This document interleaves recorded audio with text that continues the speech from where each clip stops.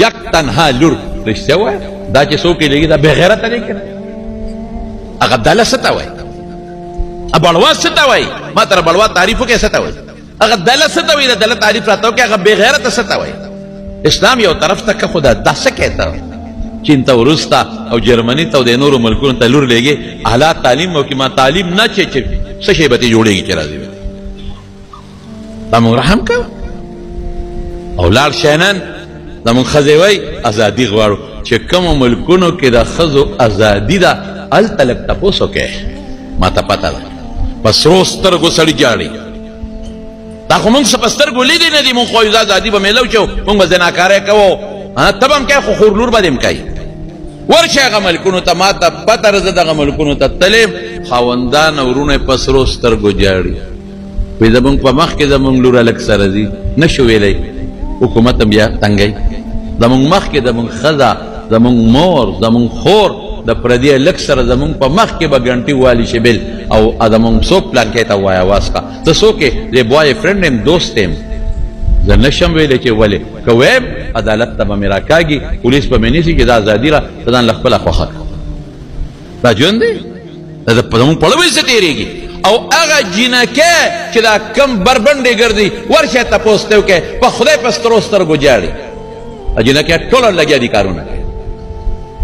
په نیم کمیز کې او په نیم پرتوب کې لګیا دي او ګلکارۍ کوي مزدورۍ کوي لرګي په شا وړي ځای نه جارو کوي ټوله ورځ نښتې وي ځای نه جارو کوي او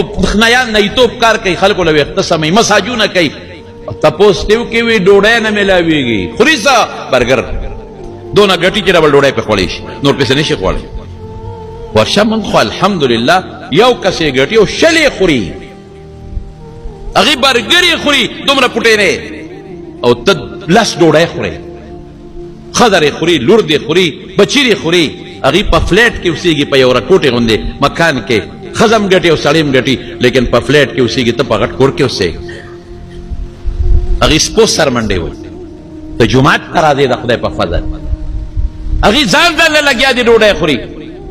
ځان له پخلي نشته هوټلو کې خوري بازار نه ځان له رالي پیپسیان هغې سره خوراک کوي په لارو خوراک کوي او ښه مزېدار ته د خپلو بچو د ښځې سره سارم خپې راغونډې کې شکور ته او ماښام هم خو په مینه خوراک کوي چې دا الهوي ته ووایي هغې وایي دا نه منو مونږ پنځه او لس لګیا یو خدمت کوو او سهار روز او ماسخوتن را پیدا شو او مونږ ځان له ډوډۍ نه شو ګټلی نو تاسو څنګه وایئ چې یو کس یې ګټي او شل یې خوري او یو ځای ژوند او مونږ یو ځای ژوند تېرو مونږ سړي په حجرو کې او په جومات کې ناست دي ښه مزېدار هغوی دې خبرو ته او دې ګپ شپ ته نه اوسګاري چېرته یو ورځ د چوټۍ وي پارکونو ته لاړ شي دا ګپ شپ هغوی کم ځای لګولی شي د اوزګار وخت هغوی سره کم ځای دی شرابونه او زناکارۍ او ټول په بیماری کې مبتلا دي ختم دي ختم ټول د دې بدعملو د لاس هر څه نه خلاص دي بېادبي دې معافي نه په ښځو کې څه شته او نه په سړو کې څه شته ټول د کینسرونو دا چې تاسو ته په میډیا ښیي دا راته بعضې خلک ښیي وچه ټول په شوګر او د زړه په بیمارو پراته دي وایي دا موږ په څه غم کې پراته یو بیا راشه زموږ ښځې خو همدا غم غواړي رحم وکړئ په ښځو کور یې کښېنوئ ښه په اطمینان بالښت ته یې ډډه ووایي او ته یې وله پیدا کوه موږ رحم نه کوو زموږ ښځې په ځان په خپله رحم نه کوي بهر به ګرځي او نن خفه کېږي ما زما خبرې لږې ستغي خوټې کې نن موږ هم خپلې لوړې په یونیورسټو کې په کالجو کې په کالجونو کې په مخلوط تعلیم پسې ایستلي ورشه نن په یونیورسټو کې څه کېږي پته راته شته نه یې خبر نن ټولې ینګ جنریشن جینکې ولکان په آیسو راوړېدلي دي نن په یونیورسټو په کالجونو کې چې څومره ینګ جینکې دي ولکان دي ټول په آیسو کې پراته دي قسم په خدای د نیمې نه زیات په ګناهونو کې پراته دي ته خو د کلي خانې ته خو د کلي نامالک یې د کلي نواب یې ته پې فخر کوې زما لور یي پلان کې دی کې دا سبق وي او دا سبق وي خبر یې دی دا په کم طرف معاشره لاړه د خدای د احکاماتو خلاف د پیغمبر د احکاماتو خلاف د پښتو د غیرت خلاف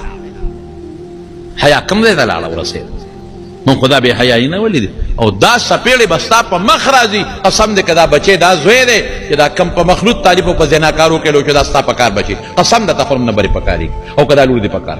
دا به ستا د بېعزتۍ ذریعه وي